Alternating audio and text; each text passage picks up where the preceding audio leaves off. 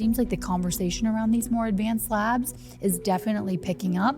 And it seems that individuals are taking to their more conventional doctors questions and panels that they would like. I mean, I know all the time my friends are asking, can you send me what you do? And so I can take it to my doc. And, they typically don't get all the labs, but they get a few of them, and then they have a better picture of what's actually going on. And that's how we're going to change the culture. I think it's bottom up, especially millennials. Mm-hmm. So what I love about millennials, I'm a Gen Xer, and Gen Xers put up with this way that we've gotten dismissed by conventional medicine. I'm sorry. Yeah, those days need to end. Mm-hmm. So millennials are finally saying, okay, this idea that I'm going to get older and no one's going to help me with longevity, I don't stand for that. We have normalized feeling like crap, brain fog, sluggish, no energy. Just because it's common doesn't mean it's normal. So many women, or friends of mine will come up and they're like, yeah, I really don't feel very good a lot of the time. I'm like, well, let's work on changing that.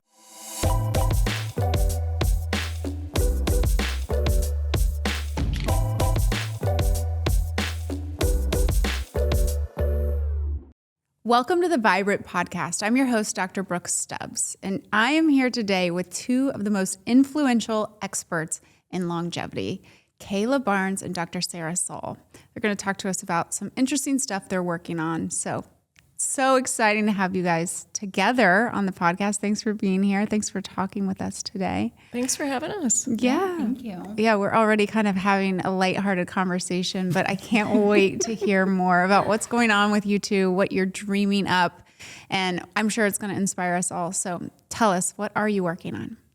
I've really been into, let's say the biohacking side or, health optimization for quite a long time, about a decade. I actually owned and operated a medical clinic. So I had a lot of access to interesting labs, right, to start. So I always had an interest in human optimization.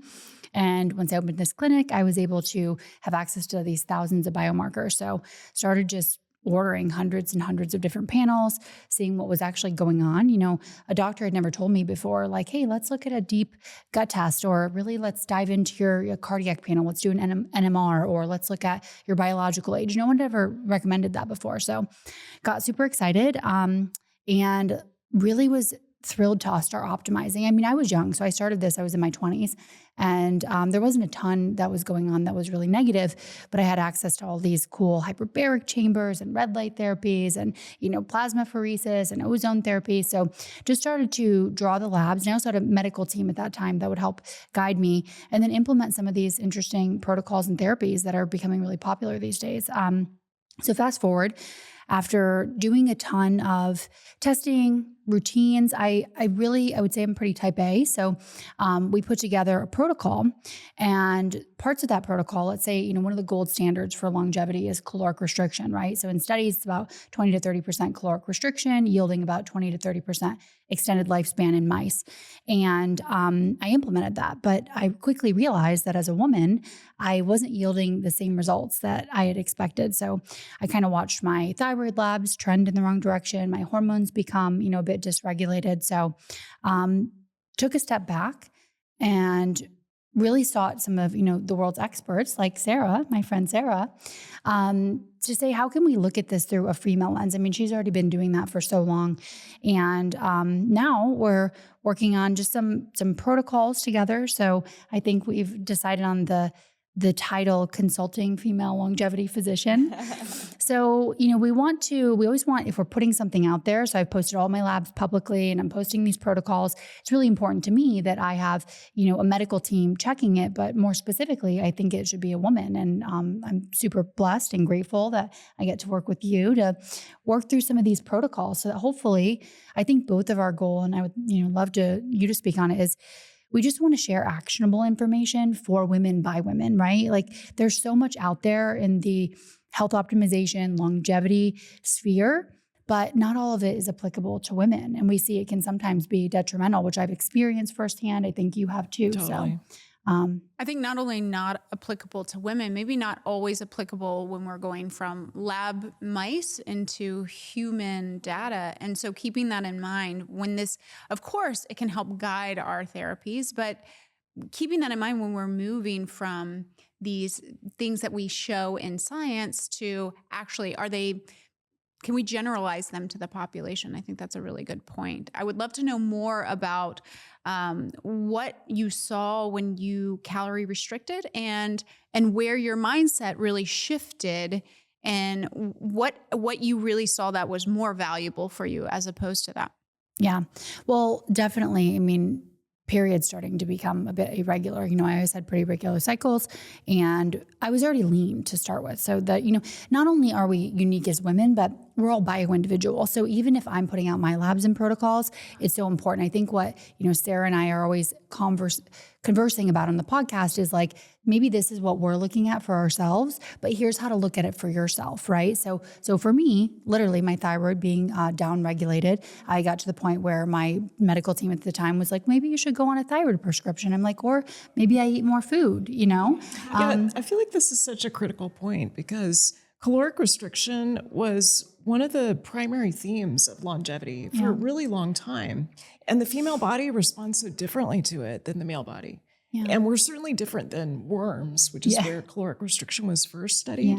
Yeah. The key thing with women is that when you get the total calorie count less than about 1,300 kilocalories, it starts to change the signal of luteinizing hormone.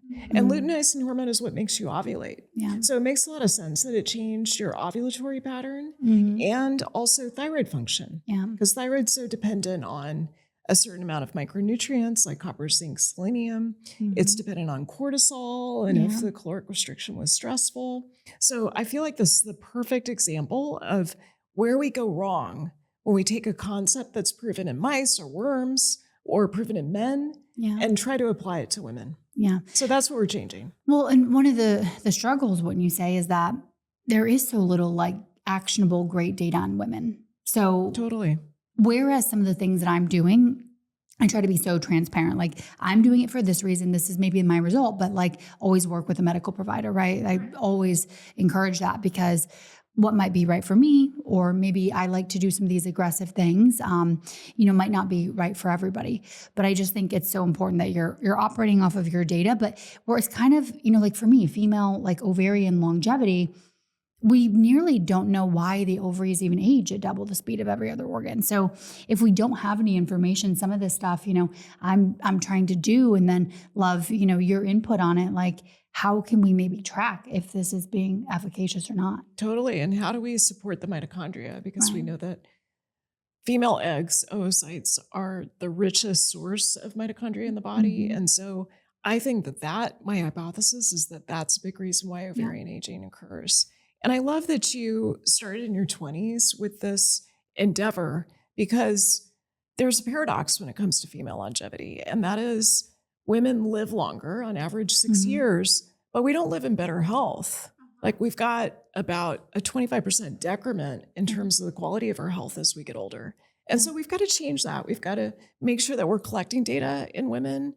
We want to look at some of these signals, whether it's the signal of caloric restriction and how that compares to other fasting regimens, the signal of supportive mitochondria, which is one of those 12 hallmarks of aging that we want to be tracking. So we want to make sure that we're collecting data in women. And so much of the data that we have is proven in men. Yeah. And so often what that then means is you've got to set up these N of 1 experiments. Yeah. And you've got fantastic N of 1 experiment going. Yeah. And I love that too, because, when we first connected, I was so excited that you were so excited about the N of 1, so because it can be looked at differently, from different individuals.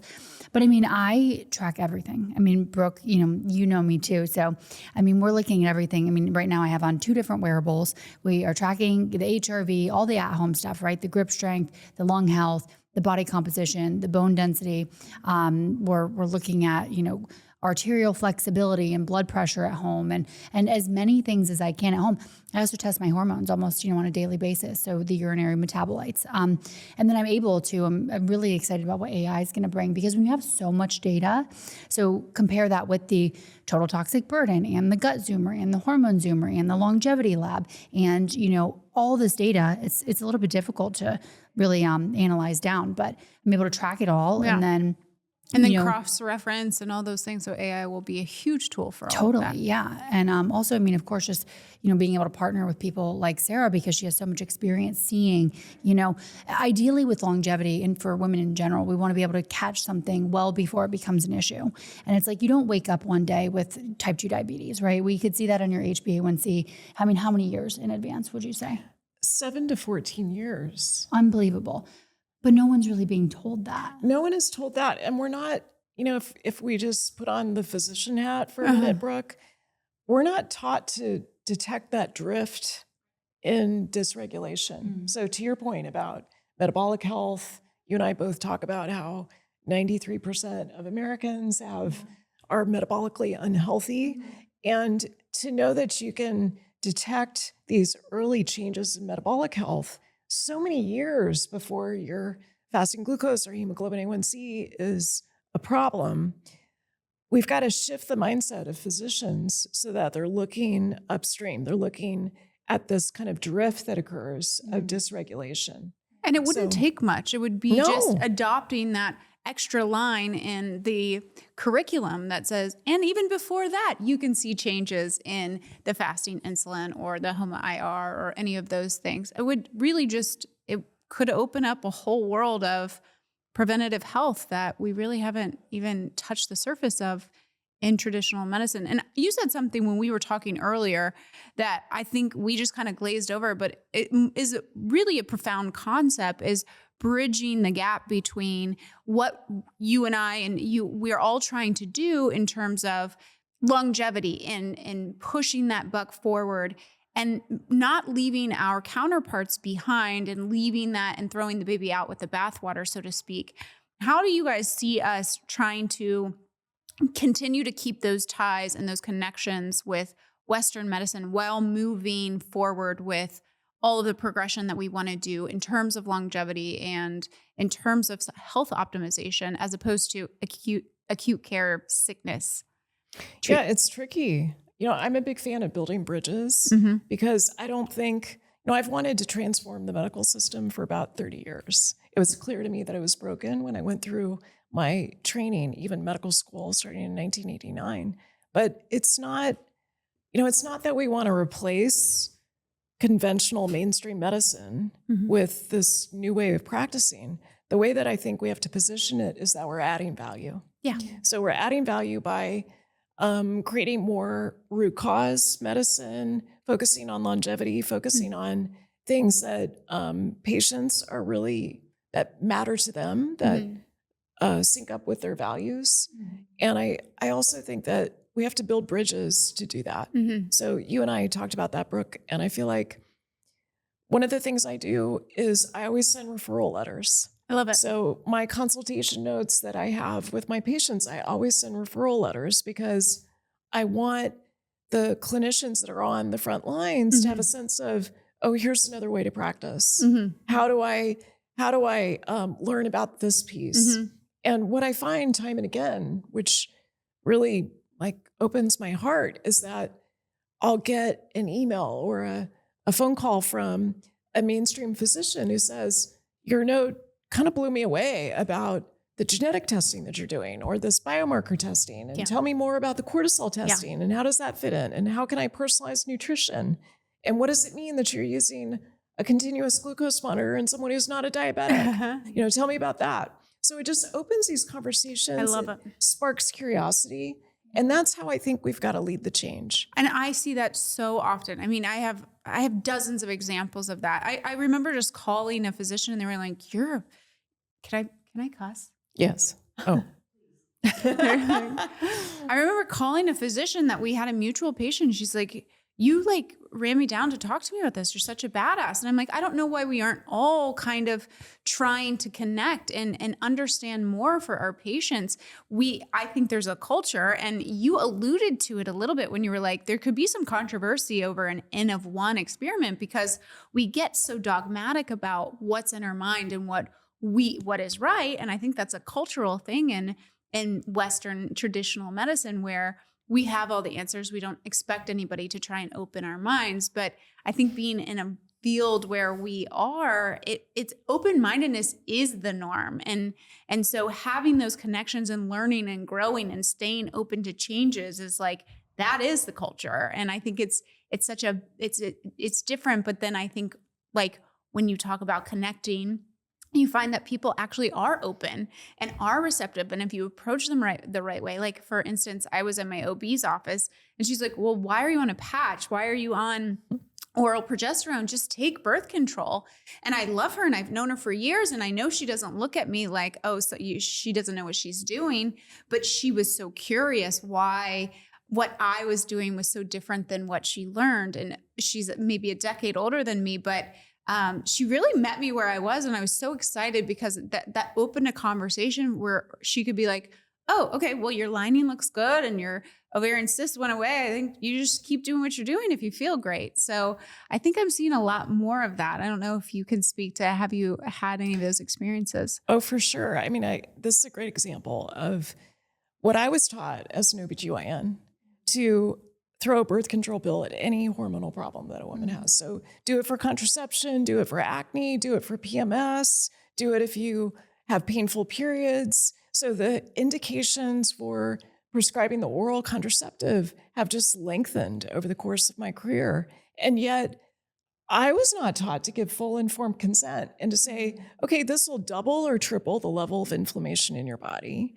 This is a fake progestin that might have mood effects. We think there's a modest increased risk of breast cancer associated with this. It can cause vaginal dryness because it drops your testosterone. It raises sex hormone binding globulin. And if that isn't enough, it could shrink your clitoris by 20%. So did you get any informed consent about those risks associated with the birth control I think it pill? was more like it could cause a clot. And unless you have a clotting risk, you're good. Go ahead and take it. That's it. Your blood pressure's fine. Go ahead and start it. Yeah. So I think we've got to change the culture. We've got to make sure that people get full informed consent about some of these treatments. And then the other thing that needs to happen is we have to collect the data, which is what I love. And I hope in the show notes we can put Kayla's, sign up for Kayla's longevity newsletter because definitely. It's her longevity protocol is epic. You know, there's a way when you look at, we were talking about continuous glucose monitoring, and the party line in conventional medicine is you don't need it unless you're a diabetic. Type 1 is where it's most proven. Type 2, it's also proven. But there's a study from Stanford from 7 years ago, Hall et al., showing that you can do static testing, like look at fasting glucose. You can look at hemoglobin A1C. And then if you put a continuous glucose monitor in all the people that tested normal, you find that about 15% of them have prediabetes. Mm-hmm. So the static testing does not reveal the whole picture. Data that's more dense, the kind of data that you collect, that I collect, that's where you start to see this early drift that can really potentially impact your quality of life as well as your aging process. I think maybe some people are wondering, if you guys can collect data, can I also collect that data, and how do I get to it? Can you tell us more? Like, where do we go to get the data if we want to run that on ourselves or guided by a provider? Well, we love this question. So do you want to start? Yeah, we can start. Well, I mean, I think it depends on what you're trying to track first, right? I mean, absolutely. Sarah and I were on a beautiful morning walk with the sunrise this morning. And, we were talking about, a baseline understanding, your body composition. Like, I've had a few changes. I moved recently. And if I was only looking at weight, I would have actually thought I gained weight recently, but no, I was gaining more muscle. So we know that I think JJ Virgin calls it a metabolic Spanx. I love this term. It's like, it's so an organ of longevity. Right. Yeah. So like having more muscle is super exciting. So that's one way, is understanding with like a bioimpedance scale is really great. I mean, I think grip strength is another great longevity proxy biomarker, pretty cheap. You can pick one up on Amazon. That's another great one. I just ordered mine the other day after I saw your story, of course. Well, Kayla's in the 99th percentile with grip strength. It's pretty impressive. Oh, she's in the 99th percentile for a lot of things. Well, because I measure it, right? I track it. And then for me, it's really encouraging to be able to see these improvements, right? Like every week I sit down and I do my, it gives a proxy to bone density. I think, DEXA is obviously the best. So if you want to get muscle mass, bone density, fat mass, doing a DEXA once a year, but you can track these other markers at home. super great. I mean, lung health, we know that our lungs need to stay healthy. So I have a spirometer at home. That's a way that you can start collecting lung health data. Even just getting a simple blood pressure cuff. I got a really cool advanced one that I'm excited to try out with Sarah later, but it gives a few additional measurements. So the tech that's at home is really advancing and it's super cool. Obviously there's like Whoop and Oura Ring and all these different at home biometrics, but understanding what your HRV is and your resting heart rate is super important, and being able to improve that I think is really encouraging. Understanding, okay, maybe you slept for 8 hours, but did you get an hour and a half of deep in REM or did you not? I mean, that can just be a game changer. We know that sleep is like the foundation of optimal health. And we also know that women report having, much higher levels of insomnia and sleep issues, especially during different life phases. So starting to track some of this stuff. And then when you combine that with something like a CGM or a continuous glucose monitor, or if your goal is hormones, like what are your thoughts on the at-home hormone monitors? I think we're still in the early stages. I would say, blood testing is the gold standard for most hormones. I would say the exception is cortisol. I think saliva testing is better. Yeah. But I would say what I want is for people to test their hormones in a way that's consistent and produces a time series. Yeah. So if that's home testing with a particular test that your clinician likes to use, go for it. Yeah. So I prefer blood testing, gold standard, but home testing is a good backup. Yeah, well, I do the blood testing like 4 times a year, once a quarter, and then I just kind of supplement because I'm curious. I'm like, what's actually going on here? And not that it's necessary, but there's a lot of like at home, hormone tests for women out there. But if you start collecting all this data, you'll start to get a baseline too, which I think is great. And then you combine that with, there's so many tests that Vibrant offers that I love. I mean, Sarah knows I've been obsessed with this total toxic burden for like 6 years, and I completely understand in each environment that I've moved around, what happens. And what happened when you came to Austin? It's significantly better. Well, I had that. So the uptick in LA fires was wild. So I was originally living in Ohio. So I had this like medical clinic there. Then my tox burden was great. 0 toxins in the high range, only a little bit of glyphosate, which is crazy in the moderate range because I have not eaten a piece of inorganic food. Ohio. Right? Yeah, it was good. At least where I was at that time. But the glyphosate thing is still crazy because it just shows how pervasive it is, because I have really not eaten a piece of inorganic food in over a decade.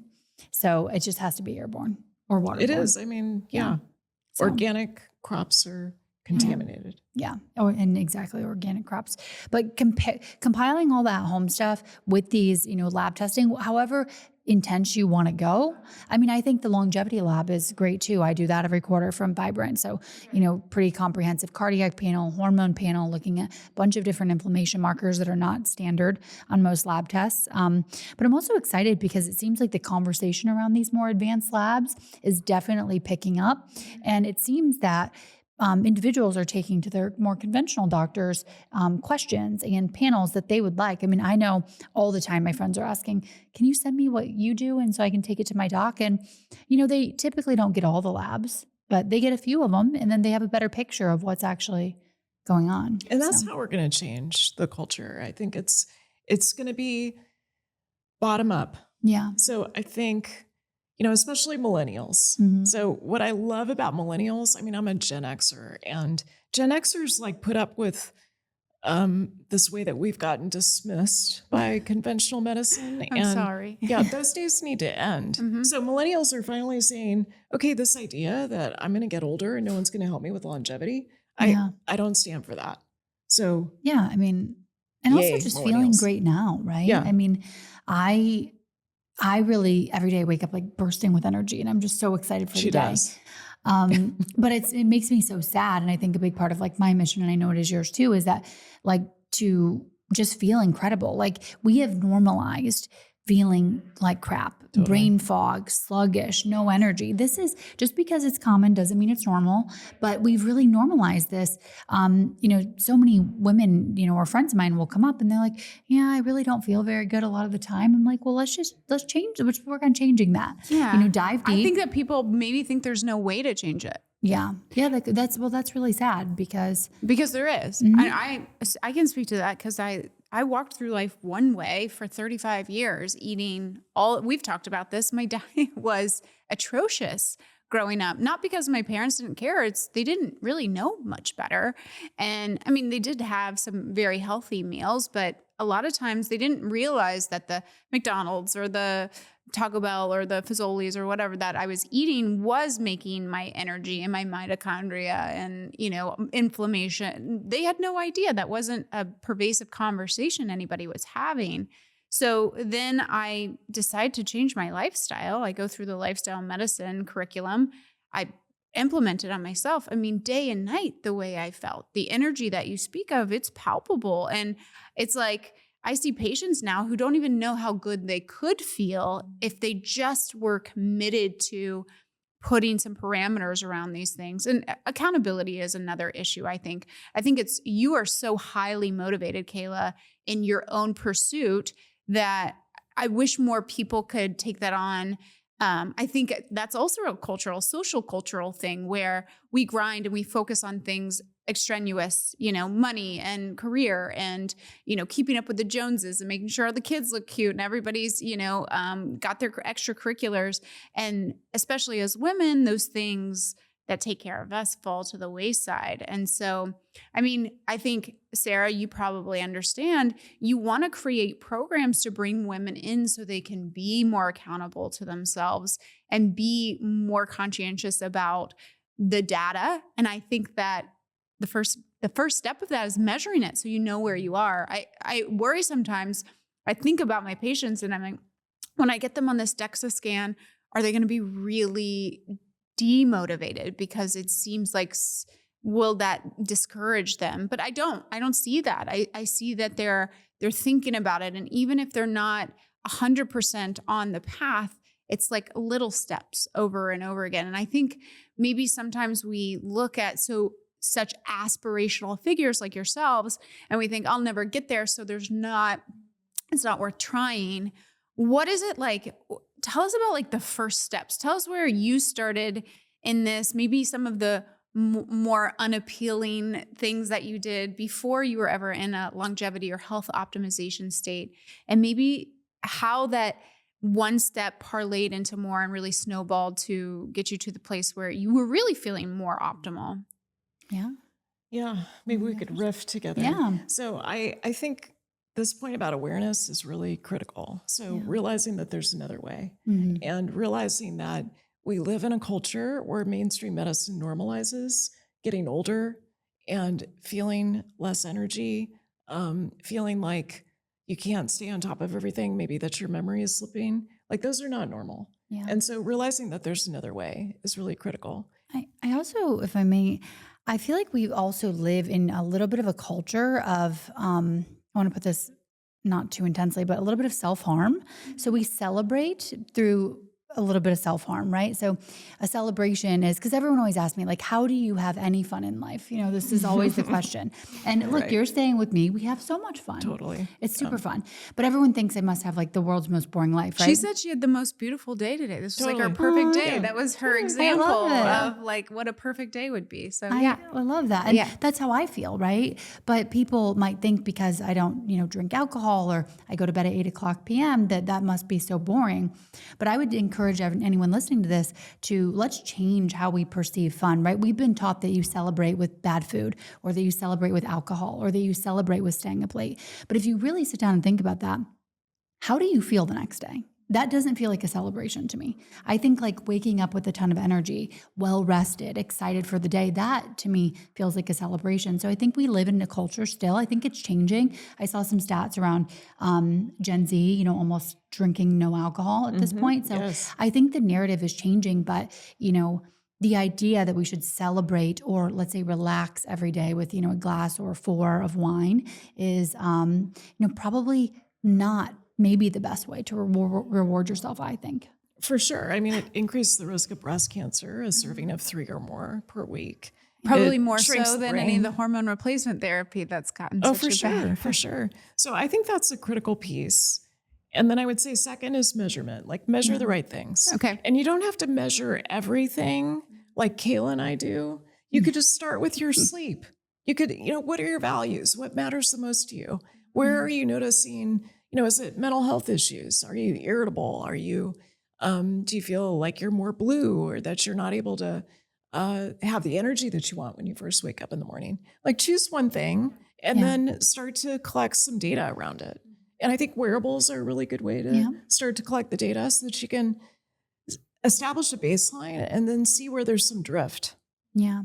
And even if, let's say you're not even going to get a wearable, just start self-reporting, right? Start documenting, like you went to bed at X time, you woke up at X time, and how did you feel? Did you feel well rested? And then try a little experiment, go to bed early, keep consistency. I mean, I think, Sarah and I love a lot of this, more advanced stuff. Like we're going to go do some therapeutic plasma exchange together soon. I like banked my own stem cells and did all these things. But the most important thing to remember is that you can be healthier, I would say, than 95% of people if you just master the basics. So go to sleep at the same time every night. Prioritize sleep. Like I build my schedule around sleep. So, if we have a dinner, it's going to be at like 4:00 p.m. and it's still super fun. And exercise. I mean, exercise is low cost or free. And you're going to get if there was one pill for longevity, it'd be like exercise. Right? Oh, totally. So that's another really simple one. Social connections, hanging out with best buds like us. So, laughing like us. Laughing. And so mastering those basics, even though they're not like flashy or fun or exciting, it's like just master those, work on your nutrition, just eliminate ultra processed foods completely, I would say, if you can. Cooking at home, I think I cook at home a lot. Huge. I made us breakfast this morning. It was delicious. And that's associated in large outcomes data to be associated with a lower risk of diabetes. So you're less likely to develop diabetes. So these things are well proven. All the points that you're making, like I think that came out of the Harvard School of Public Health. Yeah. I mean, I love that. So the basics are the most important part. So if you're just starting, I would say, like, what would be your number one for what they can do today if they were listening to this podcast? Exercise. So I think Peter Attia calls these the boring basics. Mm-hmm. I think it's so important to dial these in because I'll have people who come to me and they're like, should I take peptides? Should I take testosterone? And I think it's critical that you get the boring basics dialed in. You're going to find that these treatments that we're talking about are a lot more effective if you've got the boring basics. Yeah. So with exercise, the thing I'm working with right now is I just did my first 10K and I used an app that I loved. It was, and I love the name of it. It was Couch to 10K. Oh yeah, I love that. It's so good. Yeah, it's so good. And it like coaches you, tells you you're awesome. I need to hear those things. So zone 2 training, I think is so important for mitochondrial health. I like to get a minimum of 150 minutes every week. So I would say start there, like start with zone 2 training. Zone 2 training is 60 to 70% of your maximal heart rate, which is 220 minus your age.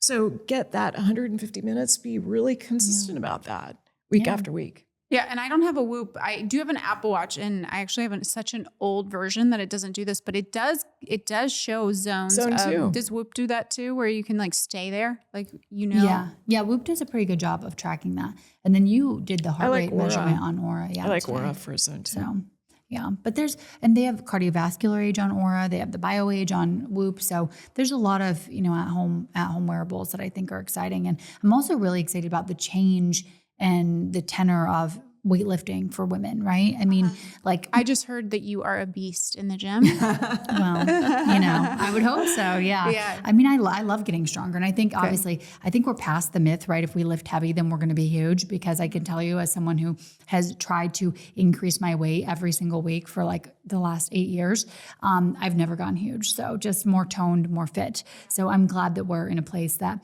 narrative, has kind of gone by the wayside. And she does have a 6-pack. I mean, you can't tell in this great suit, but I she know. has Gosh, I love her style. She's so classic. Mm-hmm. Tell me about consistency though. You said every day, every week for the last 8 years. I mean, what does that look like? Every day?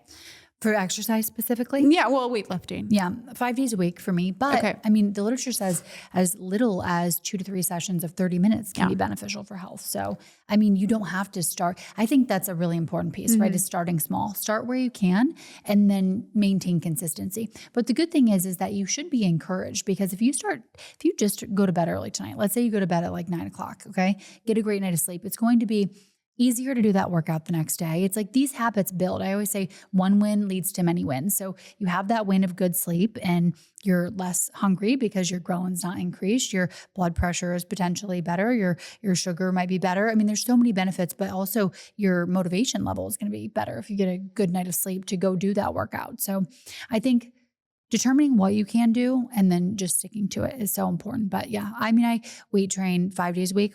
The way I build my longevity workout, I really try to hit every single area. So I do VO2 max training once a week. I do a longer run once a week for the cardiovascular. I do about 300 minutes of zone 2 per week.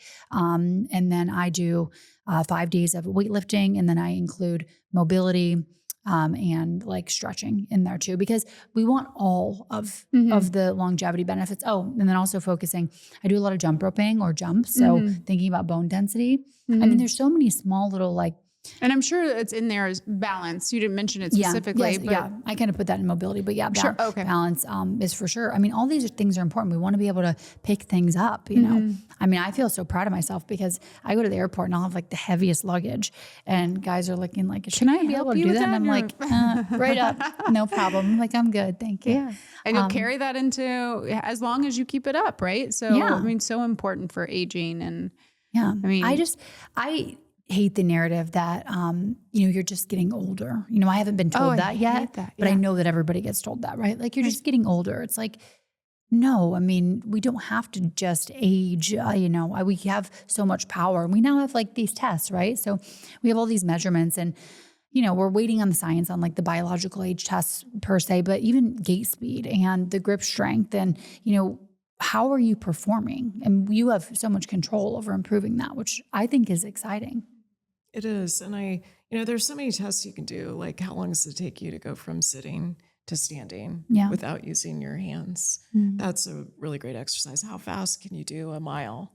So there's metrics that you can do that don't cost anything that can also help you with this.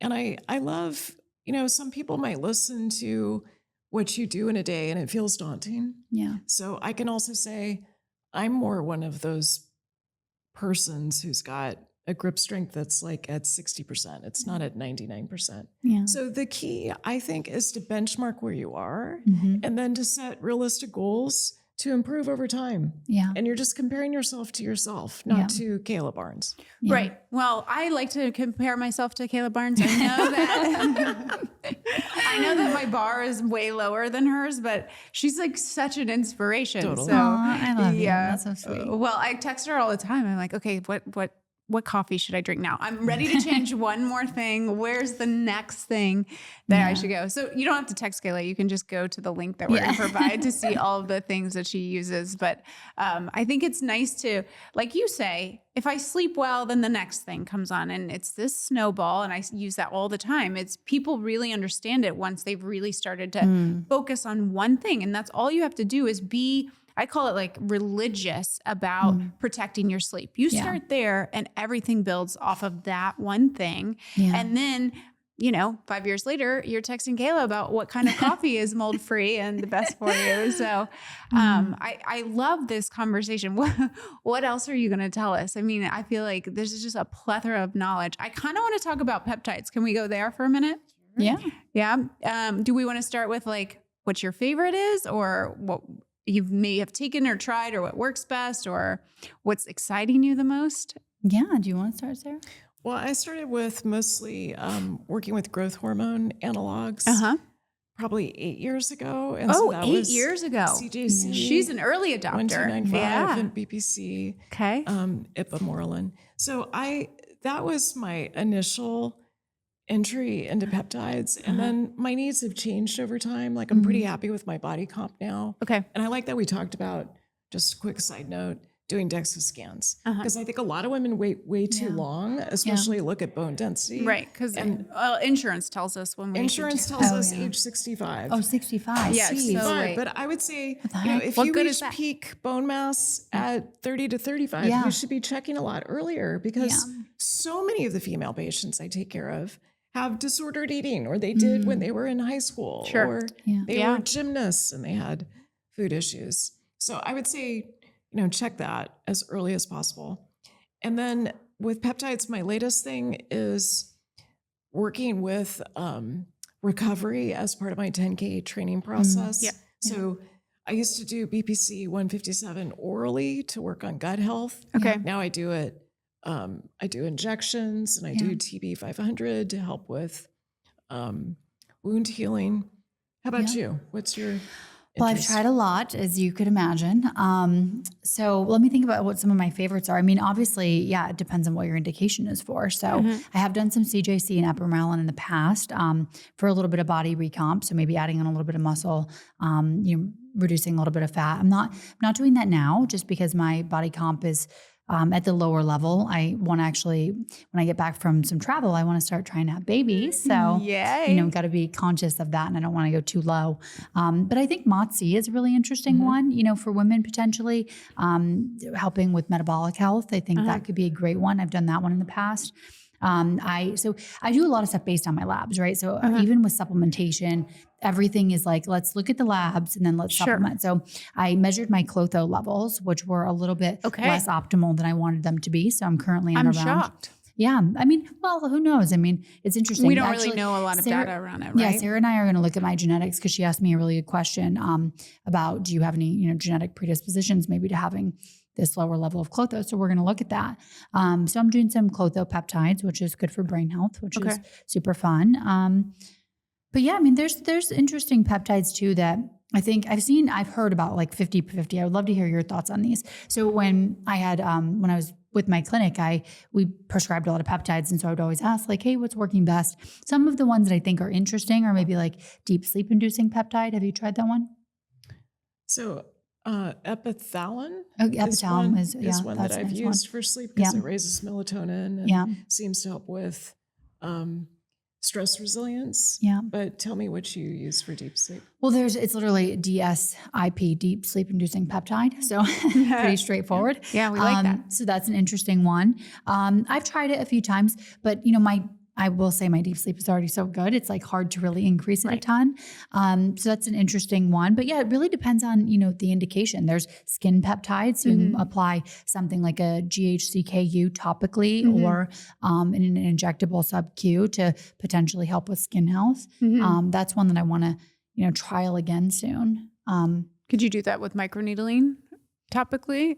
If you're going to inject it, you can put it topically. Yeah, you definitely could. Yeah. I'm about to do, I harvested my stem cells. I was telling you this, and I want to do some microneedling with my own stem cells. So I'm excited for that. Yeah, we should do that for sure. But I mean, I think peptides are great. Obviously, the most popular peptides on the planet right now are GLP-1s. If you want to talk a little bit about that. Oh, sure.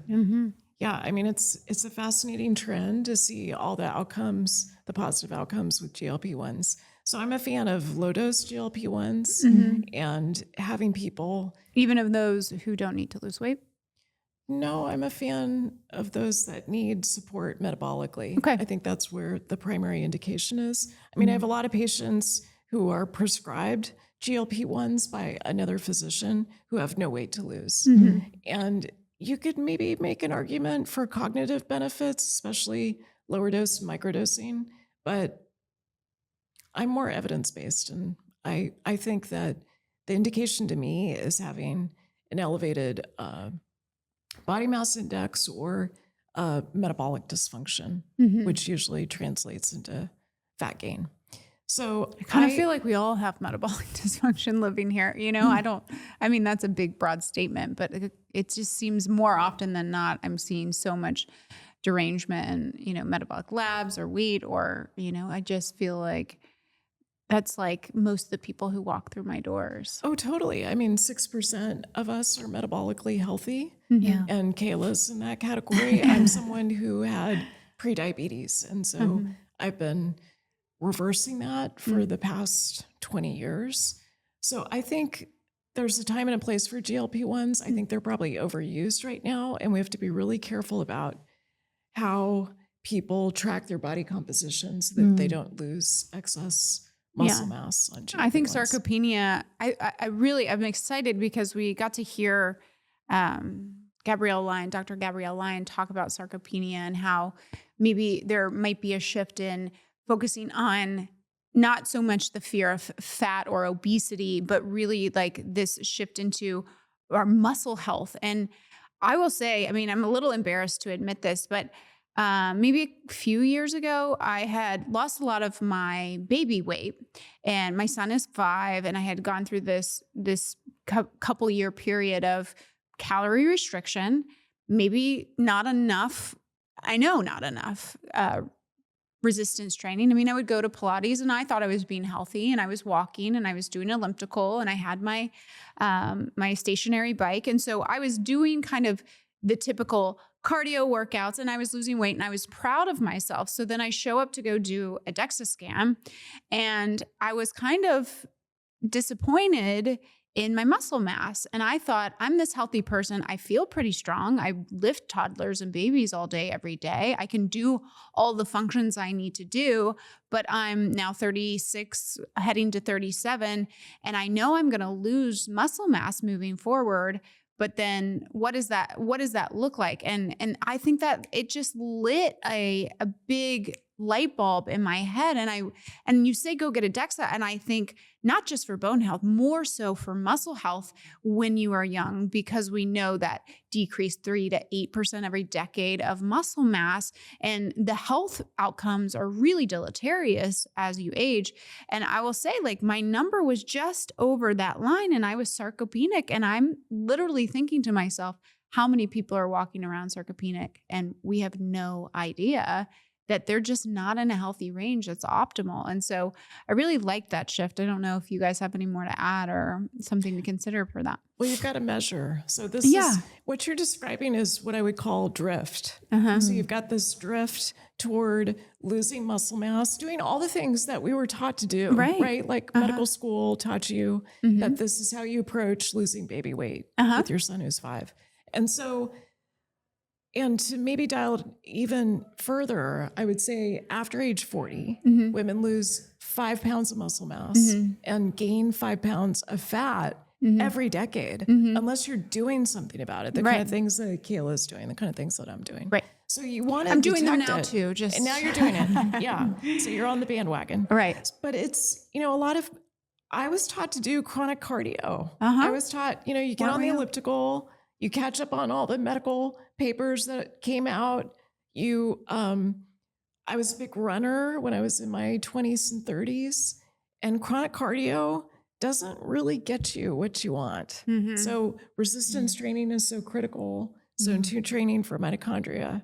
So we want to be thinking about all of these things. And then I kind of want to bring it back to that GLP-1 conversation, because I see a lot of times in my clinic, I have patients, and this is a conversation I have at the offset. This is a commitment to staying, once we get you to your goal weight, is to maintaining that goal weight. I don't want to lose you once we get you to your goal weight, because with each successive cycle of weight loss, we're going to see you lose more body muscle, and then each gain will be more fat. And so each time we yo-yo that way, and yo-yo dieting is that was just the nature of, what I saw when I was growing up. But it really does push your body into a more unhealthy habitus. And I think that's something that, needs to be considered on for patients who are getting on a GLP-1 and really committing to that, not only as maybe a long-term, if you need that maintenance long-term, but also the lifestyle. I can't do one without the other. Yeah, I mean, we're in this phase of building the plane as we fly it. Oh, yes, we are. GLP-1s, where we're trying to figure out, okay, what are the ways to produce more GLP-1s endogenously? Do those work? Should you try that first before you start on an injection? Does oral work as well as the injections? There's some data to suggest that it does. What I found in my practice is it doesn't seem to be as effective. Same. So I think we're still learning a lot of these details. We're in the early days of it. Yeah. Okay, this has been so enlightening. It's also been just fun, and I love hanging with you two. And you guys have a great energy together. It's fun to be around. So thank you guys for joining me today. And is there anything else, a topic we haven't discussed that you want to hop in? I feel like maybe we could riff on hyperbaric Yeah. oxygen. Yeah. Because I was in Kayla's chamber last night. She went to bed, of course, because I kept her up late. And so I was in your chamber. I did 90 minutes. You told me to like take off the oxygen for about 5 minutes at the 45-minute point. Yeah, an air break. Yeah, an air break. So what do you find with HBOT? Yeah, I mean, well, I first learned about HBOT actually. I did training under Dr. Daniel Amen. I don't even know if I told you that before, but I know about that. You're like a certified coach. Yes. I coach no one but myself and my friends on HBOT. But yeah, I mean, I was just fascinated by the brain health data, right? So, I mean, hyperbarics. I was just talking to Dr. Shaw, who's at the conference as well. And he said that they were using HBOTs in hospitals for, years and years and years throughout his entire time there. And so they would use them for wound healing. They would use them for any sort of like TBI or concussion, super helpful. But, a lot of the results, N of 1 results that I've experienced, there's some interesting data on maybe being able to improve skin quality and the thickness of skin, which is super exciting. I feel a ton of mental clarity in there because a hyperbaric chamber, it looks kind of like a submarine, and it combines pure oxygen with pressure to really drive that into the cells. So lots of mental clarity. Also, what I found fascinating, and I was excited to see that Sara saw a similar trend, is that when I wear my Oura ring, I get into parasympathetic almost as soon as the chamber is fully pressurized. So it takes about 7 minutes to pressurize. My chamber is between 2.0 and 2.1 ATA. So it's a little bit higher on the spectrum, but drops me into parasympathetic. And as a woman, it's interesting because I think the cortisol, the one-time biochemistry of a cortisol test, men and women track about the same, but we know that women report much higher levels of physiological stress. So when I see that too, like I look at my Oura ring and I look at my husband's Oura ring, and this man, despite the fact that he has way more stress than I actually do, he's just like relaxing all day somehow. It's just his natural habitat. I'm like, how are you in restored all day and you have all these, meanwhile, he's telling me just to, relax. And I'm like, why is my stress so much higher? So, it's just, only N of 1 experience that I can talk about here, but I can completely relate with women experiencing higher levels of, stress and wearables being able to track it. So I love that it puts you into that parasympathetic state. So that's another benefit. There is some interesting research from out of Israel actually for lengthening telomeres. So we know that telomeres are those end caps on the DNA. They shorten as we age. So potentially lengthening telomeres, which can be beneficial. There's a lot of ongoing research. So I'm interested to see, I know that some of my friends are doing some research on AMH or anti-Müllerian hormone, which it's kind of like the best proxy of potential egg reserve that we have right now, and hyperbaric. We know hyperbaric for men can be great for erectile dysfunction. So helping with that blood flow throughout the body. So I can only imagine if it's good for blood flow in men, it has to be good for blood flow in us too. Those are some of my favorite Okay. And benefits. I know what you're trying to achieve will affect the dose, but how often do you do it? Yeah, so I have a consulting hyperbaric physician, and he's developed a protocol. So the studies, the duration was 60 sessions at 90 minutes. Okay.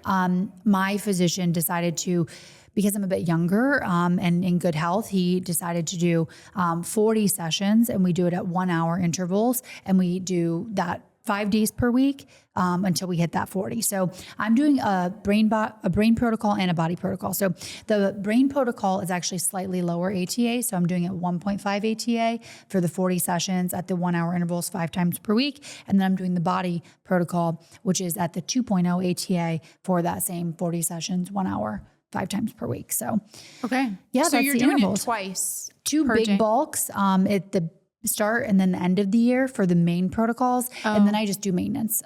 So that can be anything time between 1 and 3 times per week, just depending on, it is a bit of a time commitment. So of course I'm in that chamber for a while. So, but I enjoy it. I really think it's great for a big area I'm working on. I'm excited to have Sara be able to help me with this is stress reduction, just optimizing stress levels and keeping them low. And it's a way that seems to be helping. So, be interested to see how your cortisol does with all of this. Yeah. I can hope you'll keep us all posted on all of the N of 1 experiments you're doing. They're always ongoing. So. Okay.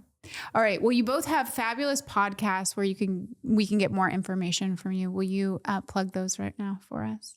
Sure. My podcast is Treated with Dr. Sara. Perfect. Yep. And my podcast is Longevity Optimization with Kayla Barnes-Lentz. And we've both been on each other's podcasts. So. Yes. And we'll link all of your details in the show notes where we can get your website, how they can work with you, and of course your handles for Instagram. So Love that. thank you all again. And thank you all for listening. If you'd like to follow us on Instagram, go to @VibrantLabs and please follow along with the podcast. We'll see you next time.